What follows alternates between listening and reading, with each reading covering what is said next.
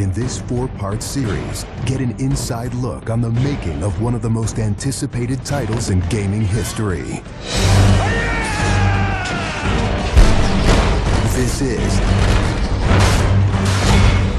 Inside Assassin's Creed 3.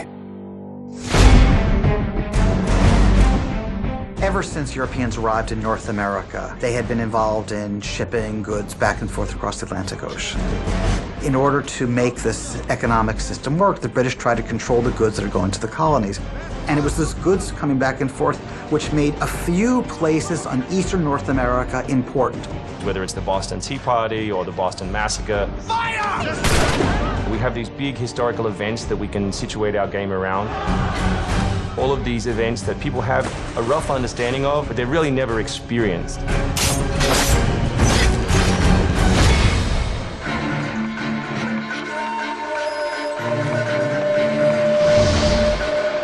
We had to go back and get our historian to find us accurate maps from the era of what Boston and New York looked like. These are actual replicas of the cities. If you're familiar with those cities, you should have that sort of eerie feeling of finding familiar sights. We really wanted to push the animations and just make it look like it's a real living world. As you walk through the crowd, you'll also see animals in the streets. They would have a pig, they just clip his ear in a certain way, and they'd let him go in the street. And then he'd eat garbage, and then when it was time to eat the pig, you'd go and find your pig, and you'd slaughter it and eat your pig. We've got a lot of new ingredients that just bring a new, fresh feeling to the gameplay inside of the cities.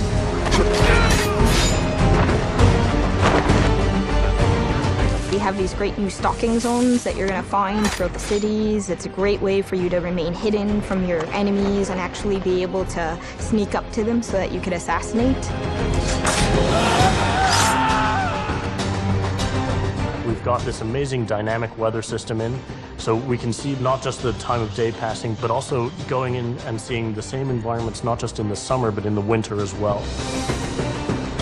Even though it's a much more condensed area in the city, you actually have to be more careful. There will be carts moving past, so as you're running along the buildings, escaping some snipers, you'll be able to just dive off into a hay cart that's driving past. You'll be able to jump out of that, free run quickly through the streets, through a building, and jump out the other side. See people inside freaking out as you run past through their kitchen.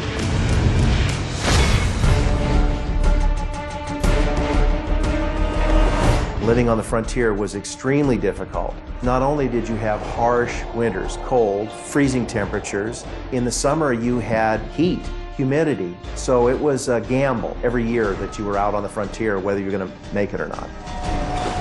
For AC3, the biggest difference is just having access to the frontier. So this huge wilderness area that you can sort of explore at your own pace.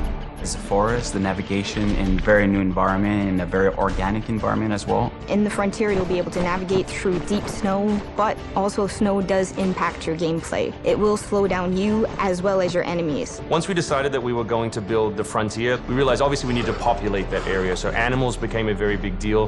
We have over 24 different species of animals in the game. There's an entire hunting loop that you can engage in. Whenever you're building elements such as animals, you're halfway trying to be real and halfway trying to fulfill that fantasy of what people expect.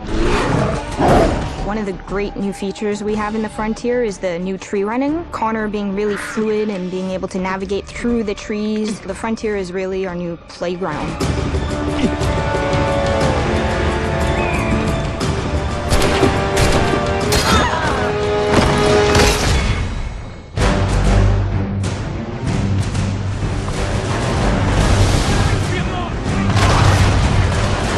This war at sea was truly a global war and involved not only the British, but the French and the Spanish and the Dutch. Naval engagement of that period was all about closing the distance. Boarding is the end game. You've got to be able to close with the enemy, get alongside, then get on board to steal his ship. You want to take that ship intact if you can, because that's where you get your prize. The prize is whatever is on that ship that you want. Naval warfare was absolutely decisive to success in the American Revolution. Commerce comes by sea, at the same time invaders come by sea. You control the sea and you control the conflict. It's a huge part of the historical period. The revolution is won pretty much at Yorktown by a blockade of ships. You know, we can't ignore this part of the history. This is critical. this is something that we have to do. We started a whole team up just to specifically focus on the naval experience. Naval combat has been a huge challenge. The technology of the wind, the water simulation has been a massive undertaking for the team. Initially, we didn't even think it was feasible because it's a big moving structure. It's a full simulation on the high seas where Connor is controlling a ship, he's controlling a crew as well, so he's kind of the master and commander on the ship. Very exciting. I mean, you are on a moving vessel that is very much part of the sea itself. This is something that we wanted to engage in and build for the game. That was a huge challenge that we set ourselves and actually turned out pretty good.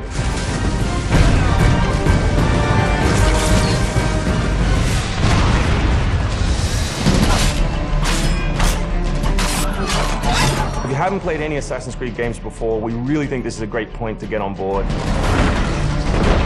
It is a new story, it is a new character.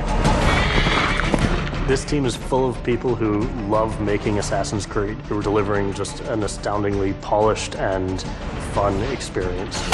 As a creator, nothing gets better. To be frank, it just looks great. Seeing all of this coming together at the end, it's amazing. For new fans, really, this is about as good as it gets. It's by far the biggest and best Assassins yet.